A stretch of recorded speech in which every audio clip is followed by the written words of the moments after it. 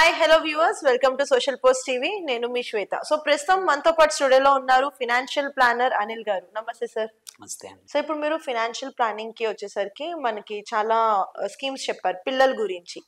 అలానే పెద్దవాళ్ళ గురించి కూడా చూసినట్లయితే మనకి మ్యూచువల్ ఫండ్స్, ఎస్ఐపిస్, ఈక్విటీస్ అవన్నీ కూడా కామన్ ఉన్నాయి. ఈ ఎఫ్డీస్ కానీ ఎవ్రీథింగ్. చాలా మంది ఫినాన్షియల్ ప్లానింగ్ లో రియల్ ఎస్టేట్ లో ఇన్వెస్ట్ చేయండి, లేదా మ్యూచువల్ ఫండ్స్ లో పెట్టండి, లేదు అని అంటే పోస్ట్ ఆఫీస్ స్కీమ్స్ లో పెట్టండి అంటారు. So as per your point of view ఏది బెస్ట్ అంటారు? Very good question. And every time అడుగుతానే ఉంటారు. బట్ ఇంపార్టెంట్ ఏంటంటే ఇక్కడ రియల్ ఎస్టేట్ బెటరా, మ్యూచువల్ ఫండ్ బెటరా, ఆర్ స్మాల్ సేవింగ్స్ బెటరా అన్నప్పుడు ఫస్ట్ థింగ్ ఏంటంటే వేర్ యు ఆర్, నువ్వు ఎక్కడున్నావు అనేది వెరీ ఇంపార్టెంట్. నీ పర్పస్ ఏంటి? Okay, if it is your first home, okay, important ఏంటంటే ప్రతి ఒక్కరికి ఎమోషనల్గా attachment. There are two kinds of investments ఉంటాయి. ఒకటి రేషనల్ ఇన్వెస్ట్మెంట్, ఇంకోటి ఎమోషనల్ ఇన్వెస్ట్మెంట్. రేషనల్ ఇన్వెస్ట్మెంట్కి మనం చూసేది రేషనల్గా థాట్, అంటే ఏముండదు అందులో, ఓన్లీ మనం రిటర్న్స్ కోసం ఇన్వెస్ట్ చేస్తూ ఉంటాం. Mutual fund comes in to that kind of a thing అనమాట. అంటే రేషనల్గా ఆలోచిస్తున్నాం, ఇంత మంచి రిటర్న్స్ కావాలి, అందుకోసమే ఇందులో ఇన్వెస్ట్ చేస్తున్నాం. వేరాజ్ రియల్ ఎస్టేట్ కొన్నిసార్లు రేషనల్ ఉంటుంది, కానీ చాలా మటుకి అది ఎమోషనల్ ఇన్వెస్ట్మెంట్. మన సొంత ఇంట్లో ఉండడం అనేది చిన్నప్పటి నుంచి ప్రతి ఒక్కరు ఏంటంటే ఈ పేరెంట్స్ వాళ్ళ ఇంట్లో ఉన్నా సరే, కొద్దిమంది రెంట్ ఇంట్లో ఉన్నా సరే, నా సొంత ఇల్లు అనేది కళ అని ఈవెన్ అడ్వర్టైజ్మెంట్స్ కూడా అదే చూస్తూ ఉంటాం. So it is not any more investment, it is your emotion, అది ఎమోషనల్ ఇన్వెస్ట్మెంట్. సో ఈ రెండింటిని కలపడం అనేది usually I don't suggest. So అందుకే ఫస్ట్ హోమ్ మాత్రం one should have it, compulsory కావాలి. ఆ హోమ్ కూడా ఏంటంటే కొంచెం సఫిషియెంట్గా మనీ తీసుకొని, కొంచెం సేవ్ చేసుకొని, లోన్ తక్కువ తీసుకొని సఫిషియెంట్గా చేయడం. At the end of the day ఏంటంటే కొంచెం డీవియేషన్ అని చెప్పేది ఏంటంటే maximum 35 to 40% of your salary, maximum, minimum కాదు, మ్యాక్సిమంకి మ్యాక్సిమం ఈఎంఐ వెళ్ళొచ్చు ఇంటికి. ఓకే, అంతవరకు కన్నా బియాండ్ చేస్తే మాత్రం it is not sustainable, advisable కాదు. ఎక్కువ 35%.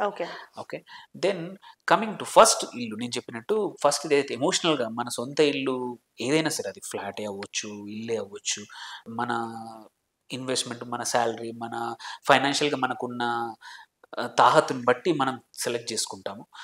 దానికి మాత్రం ఎక్కువగా అంటే కంపేర్ చేయకూడదు. Okay, first by your house. Okay, because it gives, అందులో ఓన్లీ రిటర్న్స్ కన్నా కూడా మచ్ బిగ్గర్ సెక్యూరిటీ ఇస్తుంది, మెంటల్లీ ఏమంటారు హ్యాపీనెస్ ఇస్తుంది, అండ్ సోషల్లీ కూడా మీ చుట్టూతా ఉన్న వాళ్ళకి వాడికి సొంత ఇల్లు ఉంది, సొంత ఇంట్లో ఉంటున్నారు, వాళ్ళు సొంత ఇంట్లో ఉంటున్నారు అనే ఆ సాటిస్ఫాక్షన్ నువ్వు మనీతో కొనలేవు. అందుకే that is an emotionally linked investment. Then నా సో అది పక్కన పెట్టేద్దాం. ఇప్పుడు you have house, now you have money. ఈ మనీతో నేను మ్యూచువల్ ఫండ్స్లో పెడతానా, ఇంకో రియల్ ఎస్టేట్ కొంటానా, ఇక్కడ కంపేర్ చేద్దాం. So this one now we can, అంటే ఇది ఏమంటారు యాపిల్ టు యాపిల్ కంపారిజన్. మీ దగ్గర మనీ ఉంది, ఇల్లు బేసిక్ ఇల్లు అయితే కవర్ అయిపోయింది, అది emotional investment.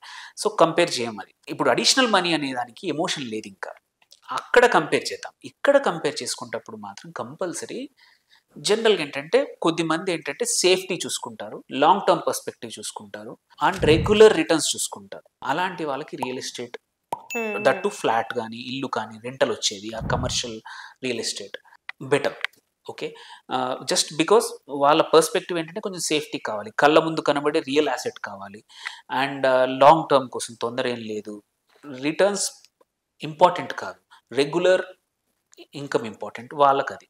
But because it's ఏమంటారు ఎమోషన్ అటాచ్డ్ లేదు కాబట్టి ఈ కేసులో మాత్రం మ్యూచువల్ ఫండ్స్ ఆర్ బెటర్. ఎందుకు అంటే first thing they are liquid, ఎప్పుడంటే అప్పుడు విత్డ్రా చేసుకోవచ్చు, ఎప్పుడంటే అవసరాల కోసం వాడుకోవచ్చు. ఒక ఇల్లు అమ్మడం కానీ కొనడం కానీ, ఒక ప్లాట్ అమ్మడం కానీ కొనడం కానీ యూజువల్లీ మార్కెట్ని బట్టి చాలా కండిషన్స్లో ఉంటాయి. ఇఫ్స్ అండ్ బట్స్, కొన్నిసార్లు ఈజీగా అవుతాయి, కొన్ని ఏరియాల్లో ఈజీగా అమ్ముడుపోతుంది, కొన్ని ఏరియాలో టైం పట్టుద్ది. సో అదొకటి. సెకండ్, మ్యూచువల్ ఫండ్లో గ్రోత్ జనరల్లీ హయ్యర్గా ఉంటాయి. మంచి ఫండ్ సెలెక్ట్ చేసుకున్నామంటే మచ్ హయ్యర్ రిటర్న్. మీరు రియల్ ఎస్టేట్లో ఎంత రెంటల్ తీసుకున్నా కానీ మ్యాక్సిమం 5 to 6%. ఇక్కడ మ్యూచువల్ ఫండ్లో మీకు మచ్ హయ్యర్ రిటర్న్స్ వచ్చే అవకాశాలు ఉన్నాయి. ఎస్, రియల్ ఎస్టేట్లో ఒక అడ్వాంటేజ్ ఏంటంటే అప్రిసియేషన్ అవ్వచ్చు, లాంగ్ టర్మ్లో ఇంట్రెన్సిక్ వాల్యూ కానీ ప్రాపర్టీ వాల్యూ కానీ పెరిగే అవకాశాలు ఉన్నాయి. కానీ ఈక్వలెంట్గా ఆర్ మోర్ ఇక్కడ పెరుగుతాయి. కాకపోతే ఏంటంటే అడిషనల్ ప్రాపర్టీ తీసుకున్న కొన్ని ట్యాక్స్ బెనిఫిట్స్ ఏటీసీ కింద కానీ మనము అవి రియల్ ఎస్టేట్లో రావచ్చు. బట్ అవి చూసుకున్నా కానీ మ్యాక్సిమం మన రిటర్న్స్ 5% 6% నుంచి రెంటల్ ఈల్డ్స్ ఇవన్నీ కన్సిడర్ చేసుకున్న 8 వరకు వెళ్తాయి, not beyond that. Versus mutual ఫండ్లో much higher returns and diversify. ఇక్కడ మీరు ప్రాపర్టీ ఒక దగ్గర కొన్నారంటే ఒకటే చోట, ఆ ఏరియాకి ఏమైనా అయింది, ఆ ఏరియాలో ఏదైనా ఇష్యూ వచ్చింది, యువర్ స్టక్. వెరస్ మ్యూచువల్ ఫండ్లో ఏంటంటే మల్టిపుల్ ఫండ్స్లో పెట్టుకోవచ్చు. అండ్ ఇంకొక మేజర్ థింగ్ ఏంటంటే టికెట్ సైజ్. మ్యూచువల్ ఫండ్ 1,00,000తో పెట్టొచ్చు, 10,000తో పెట్టొచ్చు, ₹1,00,00,000తో పెట్టొచ్చు, ఎటువంటి సైజ్ అయినా పర్లేదు. వెరాజ్ నువ్వు రియల్ ఎస్టేట్కి వెళ్తే మినిమం ఈవెన్ ఒక ప్లాట్ కొనాలన్నా ఇవాళ మినిమం ఒక 10 లక్షలు కావాలి. ఎక్కడో సిటీ అవతల ఎక్కడో దూరంగా ఎక్కడో ఒక 20 ఏళ్ళ తర్వాత వాల్యూ పెరిగేదాన్ని కొనాలన్నా మినిమం 10 లక్షలు లేకుండా ఒక ప్లాట్ లేదు. అదే ఒక రెంట్ వచ్చే ఒక అపార్ట్మెంట్ కొనాలన్నా మినిమం 50 లక్షలు 40 లక్షలు ఒక 2 BHK కావాలి అంటే అది కూడా కొంచెం దూరమైన ఆర్ డీసెంట్ మంచి ప్లేస్లో కావాలంటే నీకు 70 నుంచి లక్షల నుంచి ₹1,00,00,000 వరకు మినిమం అవుతుంది, తక్కువ. సో అందుకోసం ఏంటంటే సో ఎమోషన్ లేని చోట కూడా మ్యూచువల్ ఫండ్స్ బెటర్.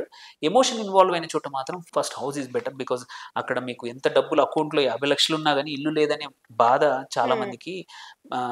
బాధ కన్నా కూడా యు ఆర్ ఫోర్స్డ్. మీ సొసైటీ ఏంటంటే అదేదో అంటే నీ అకౌంట్లో ఎంత ఉందని చూడరు, నువ్వు అప్పు పెట్టి నువ్వు 10 లక్షలు పెట్టి 50 లక్షలు పెట్టి లోన్ తీసుకొని అంటే ఇల్లు ఉంది అని చూస్తారు.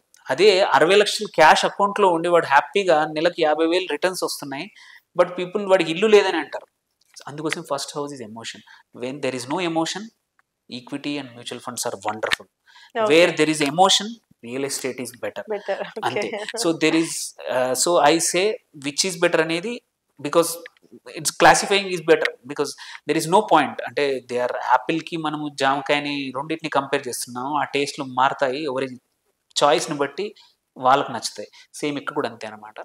But on the whole emotion లేని చోట మాత్రం ఎక్కడ రిటర్న్స్ ఏదైనా సరే అండి, ఏ ఇన్వెస్ట్మెంట్ అయినా సరే, ఎఫ్డిఆర్ ఆర్ యాక్చువల్లీ చూసుకుంటే ఓన్లీ ప్యూర్గా రిటర్న్ చూసుకుంటే కొన్ని రియల్ ఎస్టేట్ ఇన్వెస్ట్మెంట్స్ కన్నా ఎఫ్డీస్ రిటర్న్స్ ఎక్కువ ఇస్తాయి కొన్ని చోట్ల. అండ్ రియల్ ఎస్టేట్ ఇన్వెస్ట్మెంట్స్కి చాలా అదర్ నెగటివ్స్ ఉన్నాయి. లీగల్ ఇష్యూసే అనుకోండి, ఆర్ టైటిల్ ఇష్యూసే అనుకోండి, ఒక్కోసారి అమ్మే చోట కరెక్ట్ ట్రాన్స్పరెన్సీ రాకపోవడం కానీ, కరెక్ట్ ప్రైస్ రిలీజ్ అవ్వకపోవడం కానీ, సో లాట్ ఆఫ్ ఇష్యూస్ రావచ్చు. అట్లాంటి ఇష్యూస్ మ్యూచువల్ ఫండ్స్లో వచ్చే అవకాశం లేదు, ఆర్ ఎఫ్డీస్లో అవకాశం లేదు. Clear cut you know how much ఇవాళ ఎంత ఉంది ఏముంది.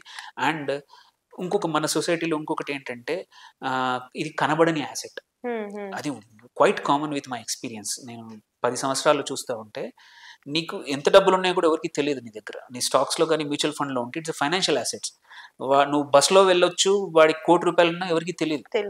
But real asset like mutual మన రియల్ ఎస్టేట్ కనబడుతుంది, అందరికీ తెలుస్తుంది. I have some clients 7-8 crores ఉన్నాయి, వాళ్ళ అన్నలకి తమ్ముళ్ళకి తెలియదు. ఎందుకంటే చెప్తే అందరు ఏడుస్తారు సార్ అని చెప్పేసి కూడా చెప్పరు. అండ్ పిల్లలకి ఫ్యామిలీకి కూడా, ఒక వైఫ్కి తప్ప పిల్లలకి చెప్పరు. ఎందుకంటే మళ్ళీ అది తెలిస్తే చదవడం మానేస్తారు. సో కొన్ని అడ్వాంటేజెస్ ఫైనాన్షియల్ అసెట్స్ లాంటి మ్యూచువల్ ఫండ్స్ కానీ స్టాక్స్ కానీ పిఎంఎల్ అట్లాంటి వాటికి ఉన్నాయన్నమాట.